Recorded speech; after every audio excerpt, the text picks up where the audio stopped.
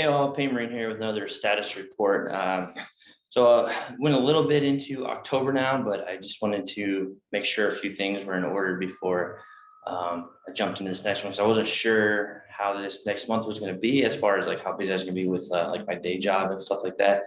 So like it'll be a little bit busier, so but not quite as involved as I initially thought it potentially could be, which is good. So it gives me time to keep trying to tackle the backlog.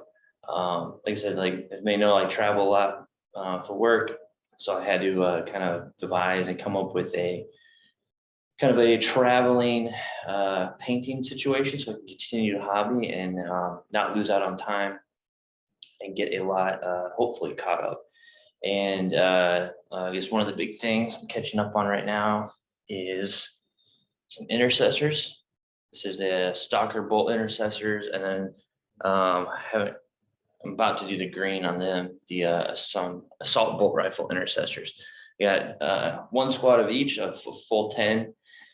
It's 20. I'm trying to get 20 done, and I'm trying to average. So I'm painting them in like together as a large batch. And the idea is to get them painted in about 10 days. So it's essentially like averaging about 2 models a day, which is kind of hard to tell when I'm not completely painting one model or 2 models and then moving on to the next. I'm doing them in basically steps. So I just did the green on the Stalker intercessors, and now I'm going to be doing that on the assault bolt rifle intercessors. So I actually found it, I don't know, what do you call it? Kind of like an assembly line painting. When doing these large groups or whatever, it's definitely helped quite a bit, in my mind anyway, than trying to constantly change paints to get like one model done, or like, having like a whole bunch of paints out, go through everything, constantly changing paints and doing that. And for some, I guess I would say like that probably works the best for some, because they like to see a more finished product, rather than looking at them right now and be like, wow, I still have 20 models that are unfinished. So I could see the benefit of somebody wanting to completely paint one whole model and before they move on to the next one, so it looks like they actually have some like finished product. But again, like for me, I definitely like this because I just feel like I'm completing more faster, and maybe not, but it definitely seems that way to me. So, but yeah, so I'm excited. This is like, I guess, my last big group of stuff to paint that I brought. I have a bunch of other stuff to paint, of course, a ton of stuff that I didn't even bring. But as far as like squads here, these are the last 2 like bigger squads that I have. And then after this, what's the other? Oh, I have the Blade Wing. Or I call them the Blade Wing. What are they actually? The Blade Swords, or sword. I can't remember what they're actually called.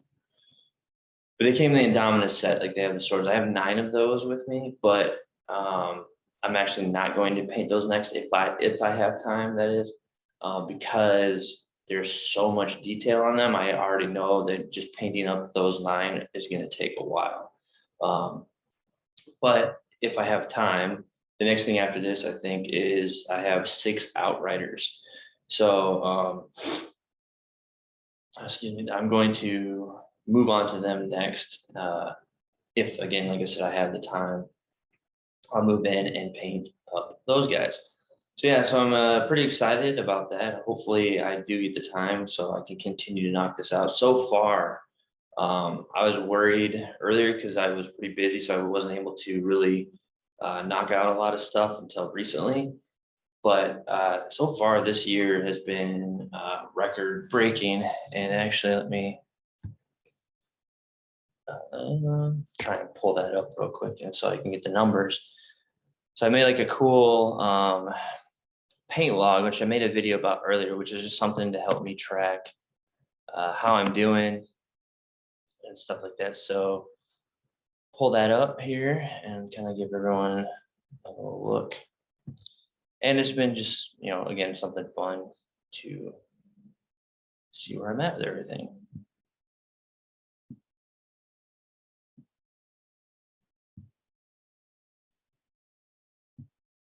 Okay, so here you can see this is my Excel spreadsheet that I have of models to paint. So over here on this side are the models that I have left to paint. So my backlog list, and there's a lot on there, as you can see. And then off to the side here says location. You know, I either left them on home or I have them here with me.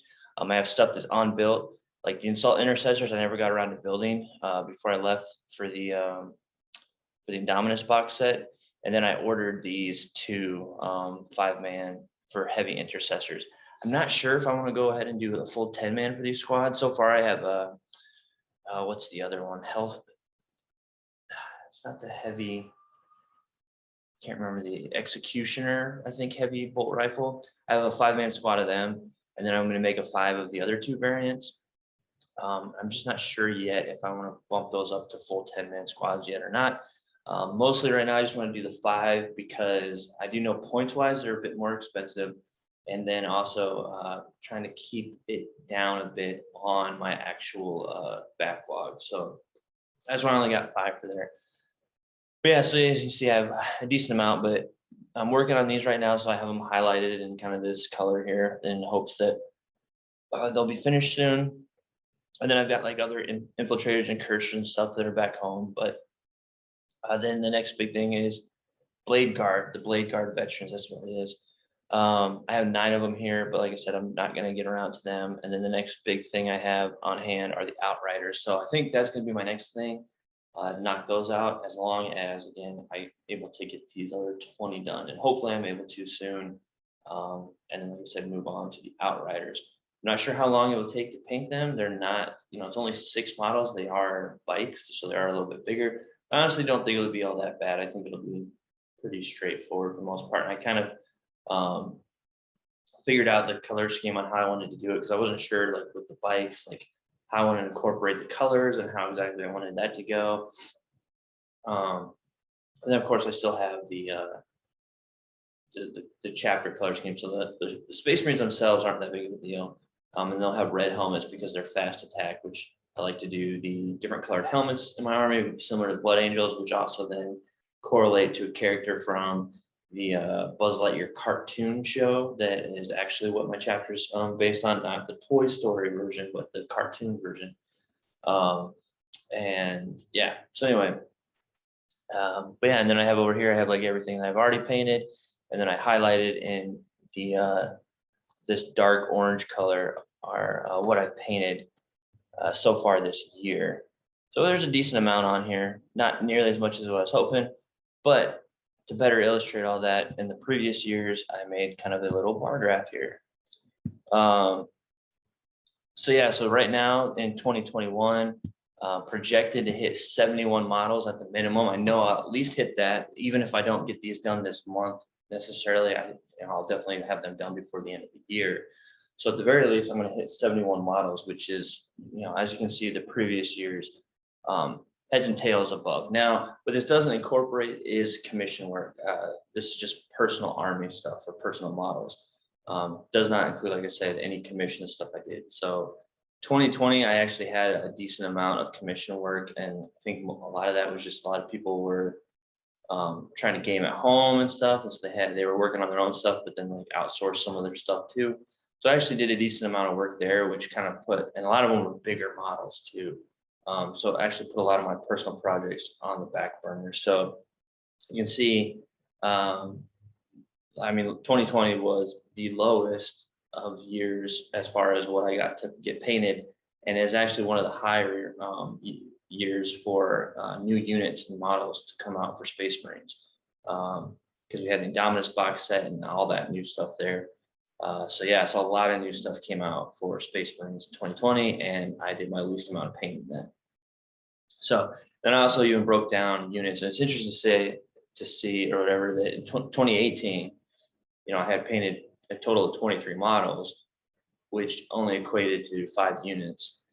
The next year I had 32, but it was 8 units. But then again, now in 2020, even though I only painted 18 models, that was equivalent to 8 units. So interesting. Now it could be, you know, characters and stuff that count as a unit because it's like a headquarters choice or whatever. So that's where that number comes from. But yeah, So you can see, even before I get these 20 done, I've already well exceeded any of the previous years, with 2017 being the highest year, which is when 8th edition first came out, um, or this new iteration, Primaris Marines, we'll say, was released in 2017. So yeah, well on my way now. These 20 that I've had sat and primed since 2017. So it's good to finally get these out of the way. And I've noticed something else too, as I've been going through this, is um, something that at least I think is going to help me more with my backlog is, while it's, again, nicer to work on like single models or the smaller units to see something get done, I'm actually really enjoying getting these bigger units of models that I've kind of always had on the back burner and getting them done. As it's definitely taking a bigger chunk out of what I have for backlog, to the point where I'll only have the onesies or smaller units to do.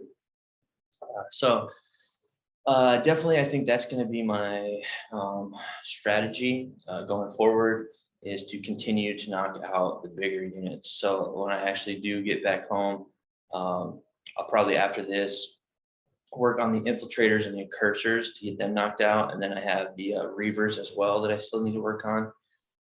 So I think it'll be key to get those done, is to just work on those bigger units. And then after that, I mean, I still have assault intercessors, which aren't even built yet. But as far as that, then I'll just keep going down as far as the smaller units, because really, not counting the assault intercessors, since they're not built, with what is built, getting the infiltrators, the incursors done, and then working on the reavers, like that's all my big 10-man squads. Then I can work on the blade guard, and that's 9. And then after that, it's squads of 5 is all I have left on here. And then, vehicles and stuff like that. So like the new, I have like 3 ATVs. I got the new storm speeders. I've got a couple of those. So, some bigger stuff too. And of course the Thunderhawk gunship, which is huge, but I finally figured out a paint scheme that I want to do for that. But the other thing is, I'm still super nervous on it, because it is a huge model, and I want to do like they call pre-shading with an airbrush, which I've never done before. I'm just trying to figure out some way or something that I can practice on before I try to jump into doing it on my Thunderhawk and completely destroy it, or have to redo it, or whatever. I'm just super nervous about that on the Thunderhawk. So, but yeah, so that's where I am there. Like I said, I'm glad that I'm at least able to get these done, and hopefully, at the minimum, hopefully I'll be able to get the Outriders done as well, before things start to get a little bit busier again in my day job. So another thing I'll show you on here real quick is this. So it's just something I've been messing around with, because I've really been kind of excited to get into this new kill team. And I skipped out on the Octarius box set because it was really expensive, and I really only wanted the Death Korps of Krieg. And then, yeah, so it was just kind of, and then the terrain, I wasn't too interested in getting the terrain.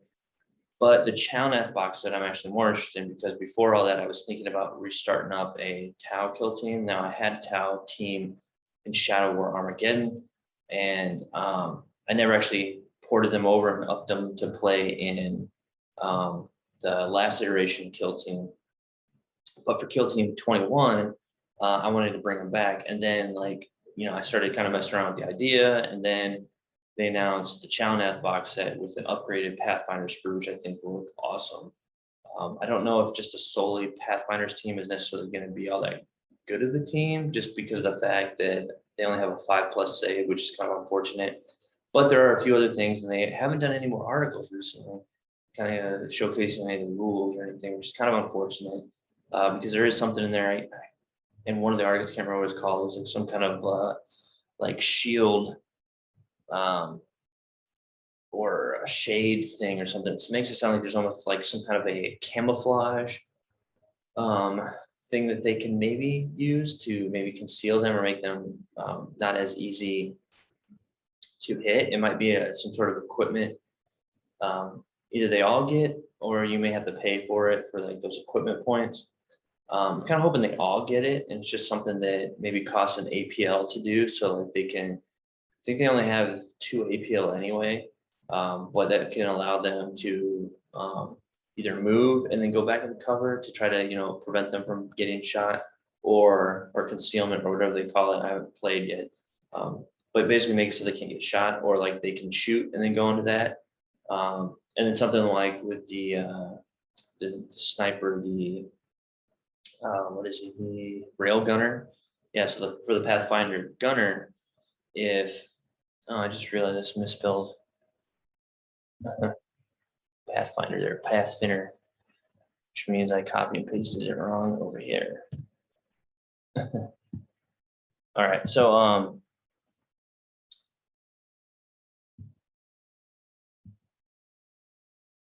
yeah, so with these with the new railgun rules, there's like the dart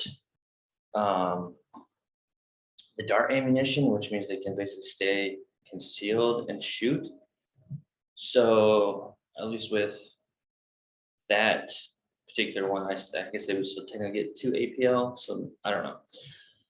We'll see how all that works out. But anyway, so I just came up with some like random potential lists of what I would maybe have a Tau kill team look like.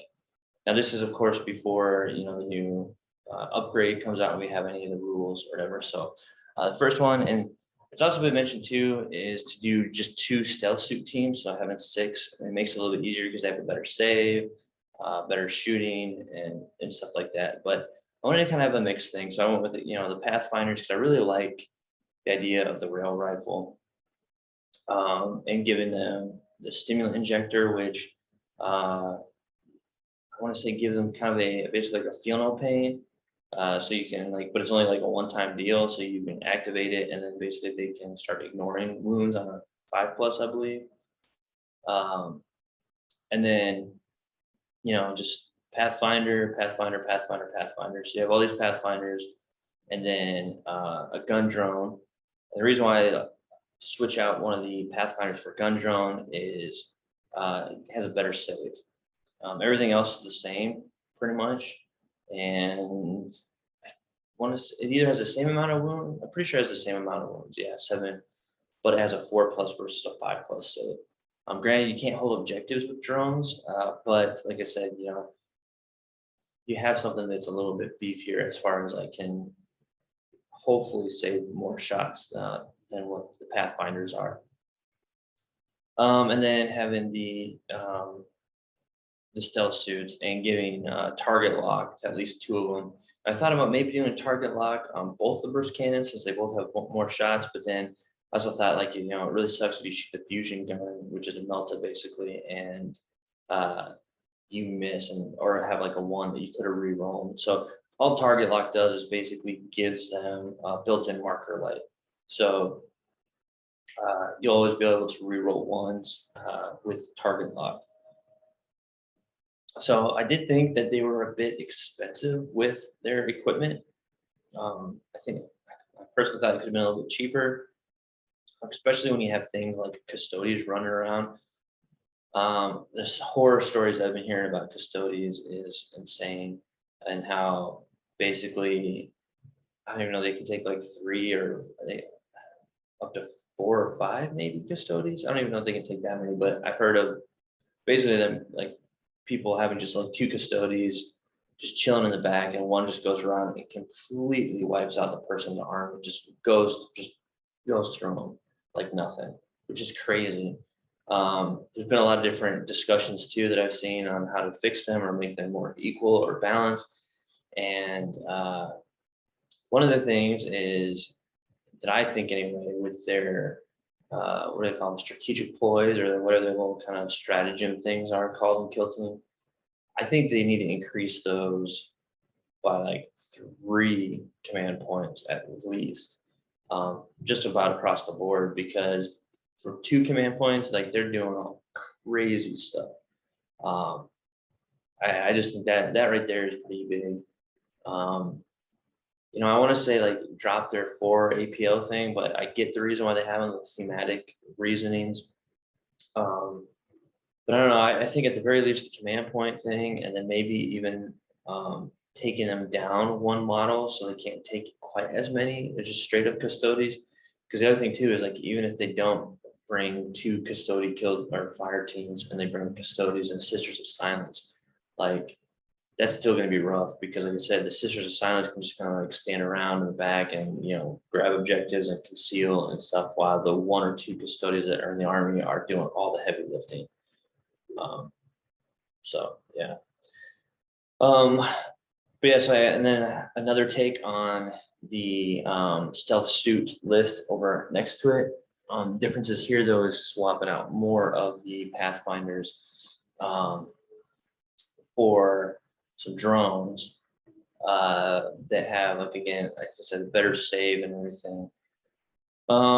So you still have the leader, the Shazala for the Pathfinders, and then a Pathfinder heavy gunner with a stimulant injector. Now, including a recon drone in here and marker light drone and a gun drone. So the gun drone kind of acts as another Pathfinder with a better save, but can't hold objectives. So really the big thing here is essentially using the drones to support the heavy gunner, and the stealth suits are going to have to do a lot of the work with getting on the objectives, remaining concealed, and shooting things off, with basically an overwatch element of the heavy gunner with the drones. The marker light there to help the heavy gunner, hit with any ones that miss, and then the burst cannon recon drone to throw down more shots. But then I can't remember what the recon rule is for the recon drone, but yeah, it does have a special rule to kind of help support as well. And then again, just like the gun drone, just to kind of be there and can maybe even hang out around the heavy gunner or the leader to kind of do some savior protocol kind of stuff.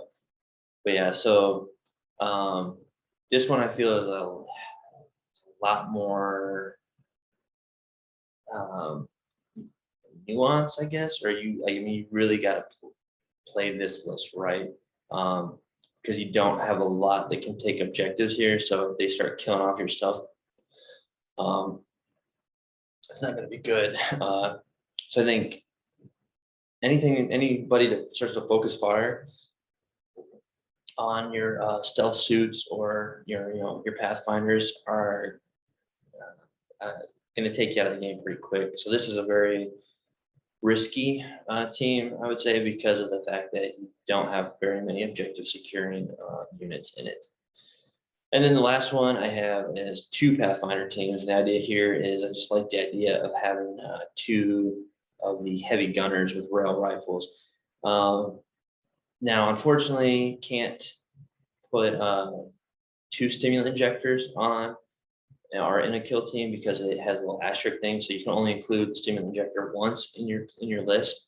Because otherwise it would be great to put that on the Pathfinder heavy gunner twice, just to make sure that your heavy gunners are survivable. But yeah, so put marker lights, which again, it's kind of unfortunate that those even cost equipment point. I really wish they only cost like one EP versus two.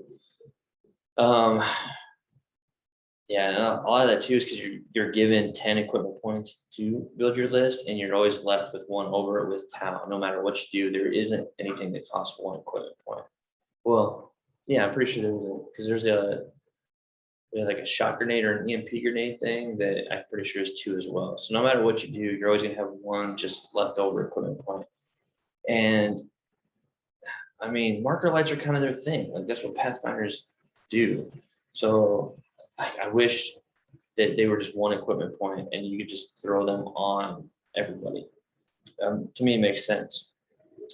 Oh, wait, I just saw this too. This technically should be Shazla. If he was Shazwi, he'd be at a stealth suit level. But anyway, so yeah, so leader is the Pathfinder again. We got two heavy gunners, one with a stimulant injector. So the second squad is just bare bones, right? So no marker lights or anything. You just have the heavy gunner and then an extra Pathfinder because you can only swap out so many drones anyway. And I wanted to have at least another, I didn't want to just have a bunch of drones as well. I wanted to have at least another objective securing unit to be able to run around. Because there are other drones that the Pathfinders can take. You have like the Grav and inhibitor and the pulse accelerator and stuff like that. So I don't know, maybe those might be good to look at more, but for this list anyway, threw in another gun drone. You got the marker light drone and then the recon drone again. So that marker light drone kind of makes up for the fact that that one Pathfinder doesn't have a marker light. So that was kind of the thought with that one. But then moving over to the, I guess, the beefier team. So all the Pathfinders, except for the leader, have marker lights, and then added another gun drone in there to get a better save in there again. And then again, the Pathfinder, but this one has the stimulant injector. So anyway, that's just kind of my initial thoughts there. Like, how much that's all going to really matter in the end, because we haven't really seen any more rules on Challenath, and at least from the pictures, we know that there is what appears to be some sort of a demolitions kind of model. There's like throwing a grenade and has like a grenade launcher looking attachment on the bottom of the carbine. You know, there's like some kind of a drone controller Pathfinder thing. Don't really understand or know what that's going to mean. We've seen a little bit of what the new rail rifle is going to do. Obviously, there's a Tau, what looks to be like something like a Tau medic that has like a, you know, sort of injector thing or whatever. So there's like a medic, and I'm sure that'll work the same as other medics. Essentially, you can, you know, get in close and heal up wounds for an action point. What else did there to see? I think, I mean, that's kind of the basic stuff. I mean, we can kind of guess what kind of specialist there's going to be. There's one of them's probably a comm specialist of some kind, and stuff like that. So it's just kind of curious, like how that's going to play in and affect everything. And plus, like I said, there's like that new shade equipment thing. Like, is that a standard equipment that all have, or that, you know, like Pathfinders will have that as well to make them a little bit more survivable? Or is that going to be new equipment that we have to purchase? So there's a lot of questions, and they, like I said, aside from the initial announcement, they haven't said anything else on the box set, which is kind of surprising. I would have thought would have had another preview article by now, but instead they've suddenly just released this Black Templar stuff and really focused on a lot of those articles, which is fine. But then all of a sudden, like now this next Sunday is pre-order Sunday for Black Templars. They're already going to be pre-ordered, available, which is, well, what happened to the Challenath? I thought that was going to be coming out in October. So maybe the following, or maybe this next week, we'll start getting some more articles, and it'll be up for pre-order this following week. I don't know. I can hope. I'm definitely excited to get that, because also I'm very interested in the terrain for my Armies on Parade board, and I'm starting to kind of collect on, but it won't be for this year. It'll be for next year, because I just won't have enough time to even start on it probably this year. So it'll have to be for next year. And it is, hopefully it works out, and it's my most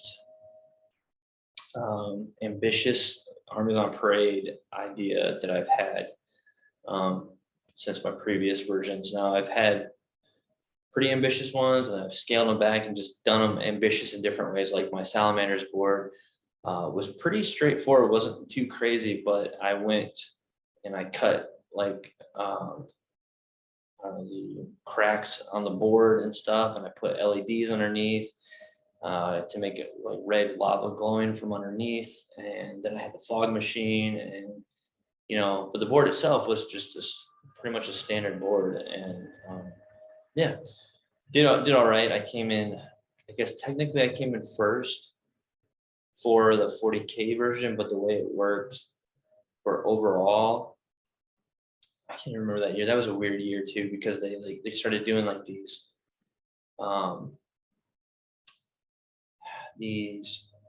category things, and I talked about that before. After that, you know, even though I got first overall, or for 40K, I came in third overall, because they counted whoever got the most first place votes, and that included the Age of Sigmar and the like other category, like basically Middle Earth and stuff. Which, if you think about like those, like Age of Sigmar, so obviously there was more 40K entries than any.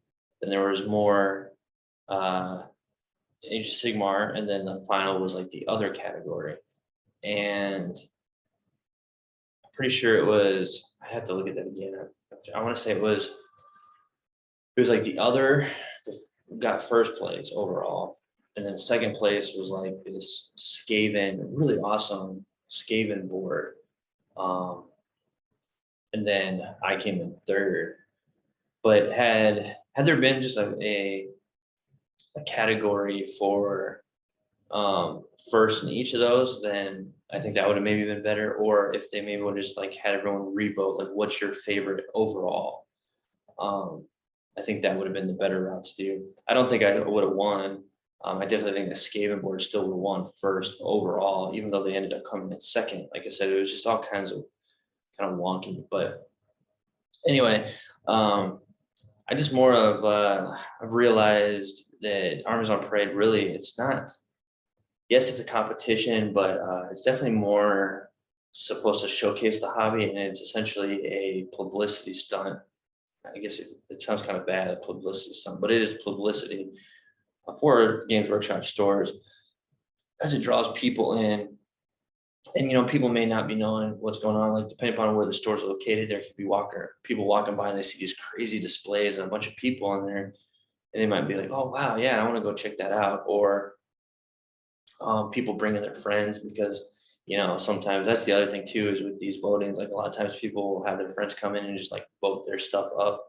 So it's not necessarily fair in that aspect. I do know some stores have in the past tried to alleviate that by making you have to buy something in order to vote. So buy, a pot of paint or a paintbrush, which usually then ends up being like that friend either, reimbursing his buddies, or their friend that came along just, buys them a new paintbrush or a pot of paint to just, as a gift or something. And so like, regardless, they still get to pad the votes. So, it's just one of those things. It's like there's no perfect way to try to alleviate that. But what it does is it gets people in the store, it gets them looking around and seeing like what's possible in the hobby, and potentially gets them either motivated to do some new stuff in their own hobby, or if they aren't in 40K or Age of Sigmar or whatever, Warhammer, to jump in and start the hobby. So that's definitely what it's for, and that's cool. And so I just want to continue to make cool stuff. Plus, this project, I've really, since starting this new homebrew chapter of mine and really getting into the lore and really trying to make it something, and it's more than it's not a meme. It started out like somebody made this meme when Primaris first came out. I was like, that actually looks cool. I bought the set. And that night, I remember I went to the midnight release at the Games Workshop store, got my box, went back, and this was like I had actually moved away about 3 hours away. So I went there and I got a hotel for the night and got my box, went to the hotel. I had brought my airbrush and everything else. And I went ahead and primed everything in the hotel. And I got a lot. I had everything base coated to white. And then I had even started to, I think I got like, I don't remember. I think I stayed up all night. Maybe I got a couple hours of sleep and then woke up, got a little bit more paint because the store didn't open until like noon again the next day. And I came in and had everything from Dark Imperium built and primed. And then even, I think it was the Hellblasters and the Lieutenants. I had at least basically to this level here with the green and the white basically is where I was at. And everybody was like, whoa, that was quick. I was like, yeah. And then I wanted to get into a game. And so played a couple games that day, and it was pretty fun. Really liked them, really enjoyed the Primaris and all that. And before that, I had my Salamanders army, and I was just really super torn because they really hadn't explained yet like how this was going to work or how they integrated into the other chapters. And I don't know, in my mind at the time, I was just, Salamanders are going to be pretty resistant to to taking on these new Primaris. So I was like, well, let me just do a new chapter, since that's like their thing now too. Is like they're also making these just new chapters of completely Primaris, or they're even bringing back chapters that were completely wiped out. Now they're being reborn with Primaris and stuff. So it really opened up the doors for a lot of different stuff, and I like that theme. And then I also wanted to take it because I knew everybody, and it's fine.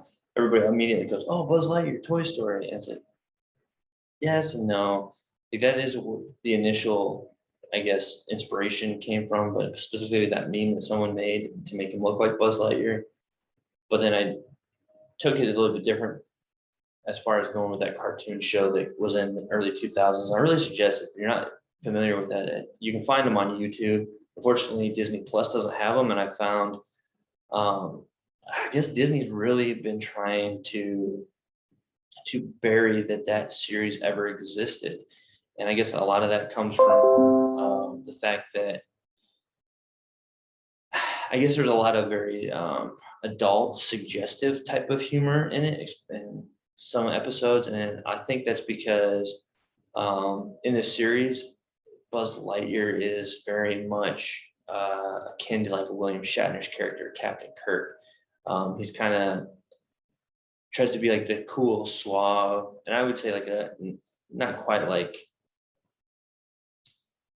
Captain Kirk necessarily, but a little more of an exaggerated version of that, where he's like this ladies' man and always trying to like seduce like the aliens and like the local whatever thing. Because there's definitely some different romantic situations that come up involving Buzz Lightyear. So I can see where there is some more like adult, and like rewatching it as an adult, you definitely catch like with any like really any Disney movies or any like kids show in general, there are like these more adult jokes that just like as a kid go way over your head, but then as an adult you're like, whoa, I was watching this, like my parents knew this was going on here, but like I said, like as a kid you don't really realize it until later. So I do know there's a lot of that in the Buzz Lightyear of Star Command is what it's called. If you want to look it up, it's Buzz Lightyear of Star Command.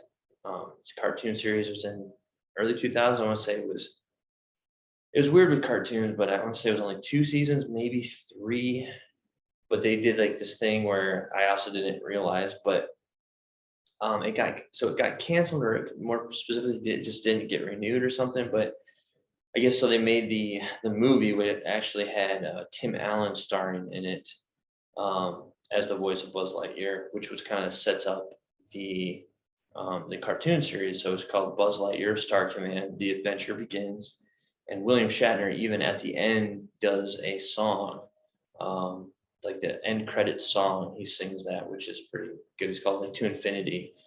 And anyway, it's great movie. And then that kind of launched the series. Now, I guess at the same time, they started to create and make the series. And when the series finally started to air, I guess it had been like a whole year or something since they had made a lot of it. And where the voice actors in the series, a lot of them had already moved on to other projects. So if they wanted to continue, they would have to try to figure out a way to get them back. So they hit the magic number of episodes they needed to be able to put the series into syndication. And that's just kind of where it went. Like it just stopped after that. So it's kind of unfortunate because I thought it was a really great series. There's a lot of good characters in there, a lot of enemy characters and just stuff in general that I'm trying to bring into the 40K thing in general. There's a energy vampire called Nos4A2, like Nosferatu, which is a great character that I want to try to convert a Necron into. There's a werewolf, which you think werewolf is a werewolf. So basically, there's an episode where Nosferatu or Nos4A2 bites a human, which normally he attacks robots and stuff like that. Well, he attacks a human, and then the human gets infected with a virus kind of thing, which turns him, every full moon on this particular planet turns him into a cybernetic werewolf or wirewolf, because he's more of a cybernetic werewolf. It's a really cool series. I guess there's a lot of cool stuff in there like that. So that's where a lot of the inspiration comes from. So like the names of different characters come from characters from that show. The different colored helmets are based off of different members of Team Lightyear and other nods to other things within the series as well. My Reavers are colored in purple armor and more akin to what I guess one of the main enemies, Warp Dark Matter, looks like in the series. I will say the only other kind of more Toy Story-esque throwback that I kind of have is my Incursors, Infiltrators, and Eliminators, and what's the other ones? I think that's it. So pretty much anybody in Phobos armor is getting a dark green paint scheme. And that's again because the Phobos is supposed to be more stealthy, so I don't want them running around in bright white. So I want something more subdued and dark. Also, the main color for them is the Dark Angels green, and that's kind of a throwback to my very first army coming in 40K, which was the Dark Angels. And then also the fact that they are supposed to be like this stealthy, you know, scouts, infiltrator, recon type of units.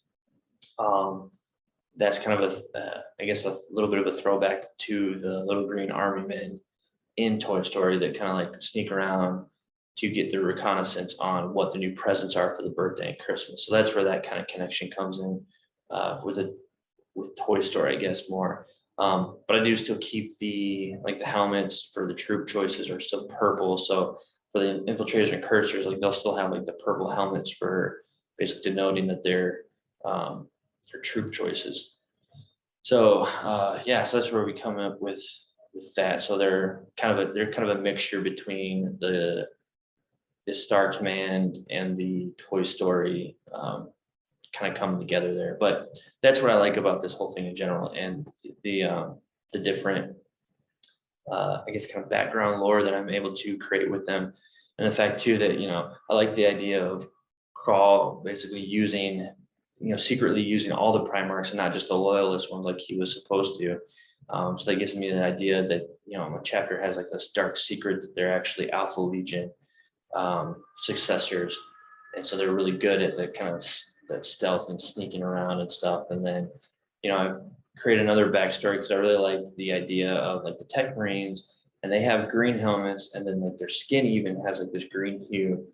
And the idea there is because the little green aliens from the Toy Story movie are in the cartoon, and they're kind of like the engineers and the ones that create a lot of the tech in Star Command. So the idea is then that these Tech Marines have the green helmets to want to denote that their status as Tech Marines within the chapter, but also it's a throwback to the little green men. But then also the green hue to their skin is also a throwback to that. But then also within the lore is explained that deep within this orbital fortress monastery that they've taken over, there's like this weird energy thing that's kind of given off like this radiation, and so the Tech Marines work down in those areas creating the instruments of war and maintaining the monastery and all that kind of stuff, that their skin has started to take on this green color. And that's definitely something that I plan on explaining more if I'm able to fully realize my Armies on Parade idea. So anyway, I've babbled on quite a bit. So that's where everything is right now. Like I said, hopefully I can just continue to plug along, and you'll definitely see some updates of pictures and stuff as I get these next 2 squads done. And then hopefully, I really hope that I'm able to get these Outriders done as well. That would be pretty awesome. And then things will probably get a little bit busy again for a while. And then I'll just have to look again and see what else I can maybe get done before the new year. So, all right, well, enough of that. Thanks again for watching. If you haven't already, please like and subscribe. Check out the links in the description below. You can check out my Facebook and what I got going on over there at Instagram. And until next time.